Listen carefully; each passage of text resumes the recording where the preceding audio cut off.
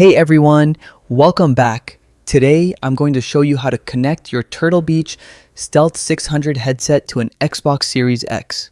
It's super easy, so let's jump right in. First, make sure both your headset and Xbox Series X are powered on. You want everything ready before pairing. Next, grab your headset and look for the connect or enroll button. Usually it's next to the power button. If you're unsure, check your headset manual. Press and hold the connect button on your headset. You'll see the light start flashing. That means it's in pairing mode. Now, head over to your Xbox Series X. On the front right side, there's a small connect button. Press and hold it for about 3 to 5 seconds until the Xbox lights start flashing. Once both the headset and console lights turn solid green, they're paired and ready to go. Finally, press the Xbox button on your controller, go to Settings, then General, and select Volume and Audio Output.